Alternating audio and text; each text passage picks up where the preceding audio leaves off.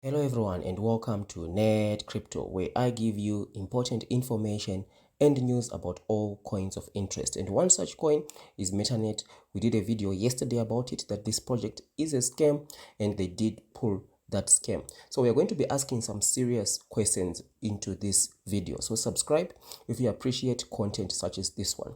So let's jump in. So we do see here, obviously, on their website, Metanet, they are claiming that they have been hacked, right?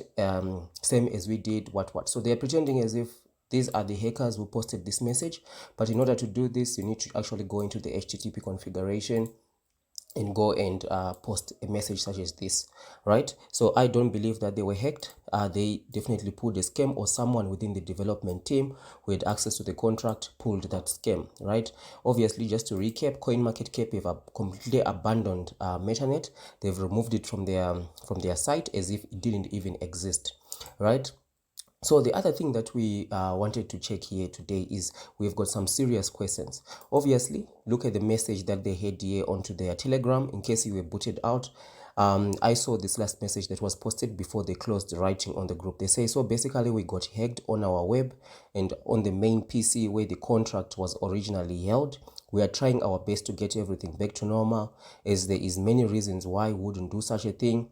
When we were about to get listed on LBank and did a top 10 exchange incoming later on tonight, we'll come back with an update, Netanet family, and then they just blocked writing onto this group. I don't believe this. The reason why I say so is because they were kicking out people. Automatically, there was a program that was written.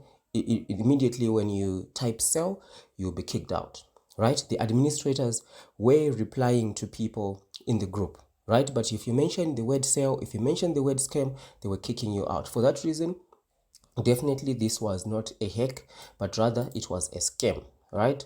So we've got some serious questions because we know that they were about to be listed on LBank, and LBank did post on their Twitter that they were going to be listing Metanet. So we've got some serious questions to ask. We do see here they've removed that post on their Twitter, but we see NETCRYPTO have put out here the original post that LBank had done. You can see here, dear LBank users, we'll be listing Metanet here at this time, and then these are the details below. USDT will be available for trading, and blah blah blah, right?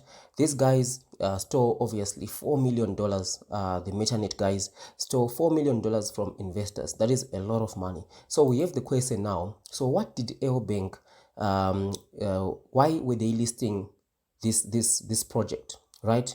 With clearly a lot of security risks. Why were they doing that, right? And also, did they do any KYC on Metanet, right? This is a very important question, because if they did a KYC on Metanet, I've seen a question where someone is asked if investors will be able to get their money back, right? So if LBank was about to list Metanet, did they do a KYC? Did they jump on a video call with these guys? Do they know who they are, right? Because these are important questions. Does someone need to submit actually identification, national identification document when you are registering your coin with LBank, right? Or they just list you without any sort of KYC.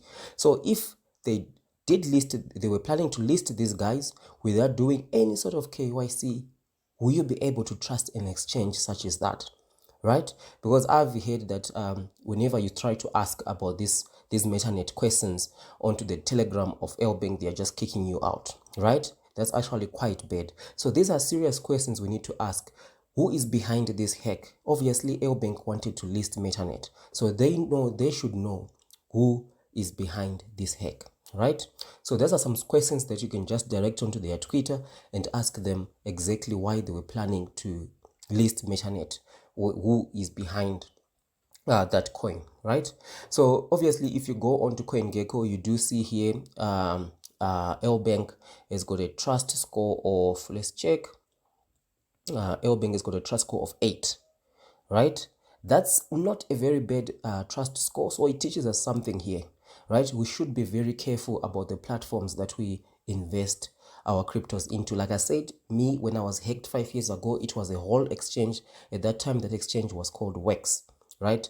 And before that, the people who started Wex had pulled a similar stunt. So it's important to do research on an exchange as much as you do research on a coin, on a crypto project, right? That's a takeaway we need to take from this. It's important to do research on an exchange, and if you're suspicious, don't go in, right? So this is something that I thought that I should share with you today. These 3 questions are very important. We need some answers. Our bank needs to at least give some indication. I'm sure if they have this information, they're going to give it to the authorities, right? And obviously, anything that is going to be coming out of Metanet, I'm going to be keeping track of it. So just ensure that you're subscribed so that you don't miss out on that. So thank you for watching, and I'll see you in the next one.